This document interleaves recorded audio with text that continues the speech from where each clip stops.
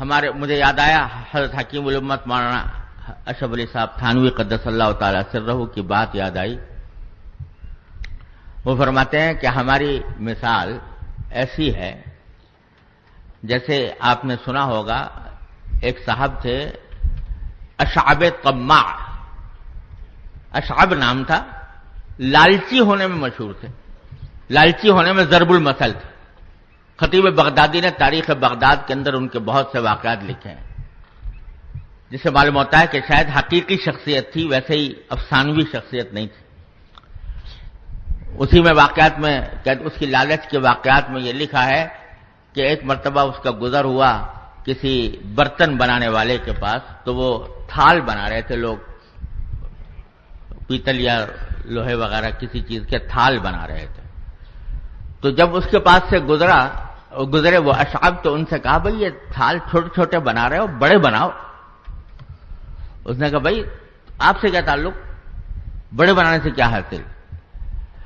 تو کہنے لگے کہ اس لیے بڑے بناؤ کہ ہو سکتا ہے کوئی اللہ کا بندہ اس میں میرے لیے کوئی ہدیہ لے کر آئے، تو یہ ذرا بڑا تھال ہوگا تو زیادہ ملے گا. تو اس لحاظ سے ان کو طماع کہا جاتا ہے، یعنی لالچی. تو انہی کا ایک قصہ یہ مشہور ہے، اور انہوں نے بھی خطیب بغدادی نے بھی لکھا ہے تاریخ بغداد میں کہ ایک مرتبہ بچے کچھ کھیل رہے تھے کہیں، تو ان سے جا کر کہا کہ ارے تم یہاں کھیل رہے ہو، دیکھو وہاں پر مٹھائی بٹ رہی ہے، وہاں جاؤ.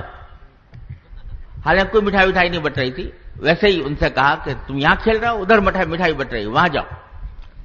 بچوں نے سنا مٹھائی بٹ رہی تو بھاگ پڑے اس طرف. جب بھاگ پڑے تو خود بھی بھاگنے لگے ان کے پیچھے. لوگوں نے پوچھا بھائی تم نے تو خود دھوکہ دیا ان کو اور پھر خود ہی بھاگ رہے ہو. کہنے لگے جب اتنی ساری مخلوق بھاگی جا رہی ہے تو کوئی نہ کوئی شاید بٹ رہی ہو مٹھائی.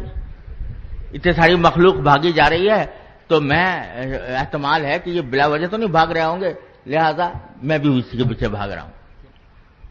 تو حضرت حکیم الامت مولانا تھانوی رحمۃ اللہ علیہ فرماتے ہیں کہ ہم لوگ بعض اوقات اشعب طماع بن جاتے ہیں، یعنی لوگوں کو دھوکہ دیا اپنے کسی ظاہری عمل سے، کسی بات سے لوگوں کو دھوکہ دیا. لوگ سمجھنے لگے بڑے متقی ہیں، بڑے عالم ہیں، بڑے علامہ ہیں.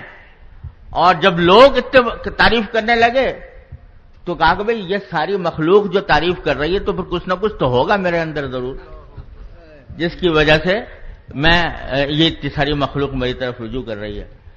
تو اس دھوکے میں آدمی بعض اوقات مبتلا ہو جاتا ہے. اور اسی لیے نبی کریم سرور دو عالم صلی اللہ علیہ وسلم نے فرمایا کہ احسوا فی وجوہ المداحین التراب، کہ منہ پر تعریف کرنا اس کو پسند نہیں کیا نبی کریم سرور دو عالم صلی اللہ علیہ وسلم نے. اور اس کی وجہ یہ ہے کہ جس آدمی کی تعریف کی جا رہی ہے وہ بھی بشر ہے، انسان ہے، تو وہ اس اشعب طماع کی طرح دھوکے میں پڑ جاتا ہے اور اس کی وجہ سے عجب اور کبر میں مبتلا ہو جاتا ہے. اللہ تعالی ہم سب کو اس سے محفوظ رکھے. اس موقع پر مجھے امام زہری رحمت اللہ علیہ کا ایک مقولہ یاد آیا، اور وہ مقولہ ہم سب کے لیے ایک بہت بڑا عظیم سبق بھی ہے اور مشعل راہ بھی ہے، اور نفس و شیطان کے دسائس سے بچنے کا ایک بہت اعلیٰ طریقہ بھی ہے. وہ فرماتے ہیں کہ جب کوئی اللہ کا بندہ میری تعریف کرتا ہے تو میں فوراً اپنے دل میں یہ کہتا ہوں کہ یا اللہ میں اپنی ذات سے ان صاحب سے زیادہ واقف ہوں، جتنا یہ مجھ سے واقف ہیں میں ان سے زیادہ واقف ہوں.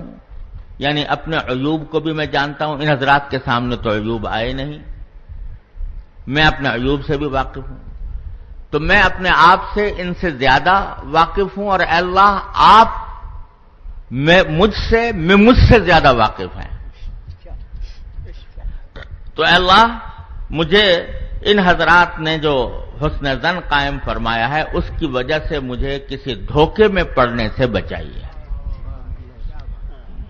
مجھے اس بات سے محفوظ رکھیے کہ میں ان حضرات کے حسن زن کے اظہار کی بنا پر میں کسی دھوکے میں پڑ جاؤں اور عجب میں مبتلا ہو جاؤں، کبر میں مبتلا ہو جاؤں، اے اللہ مجھے اس سے محفوظ رکھیے۔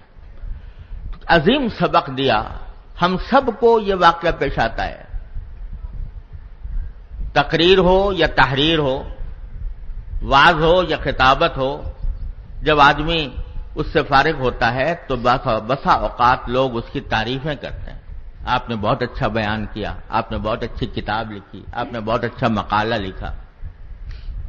تو یہ چیز بعض اوقات ہمارے اندر عجب پیدا کر دیتی ہے اور اس کے نتیجے میں آدمی دھوکے میں پڑ جاتا ہے۔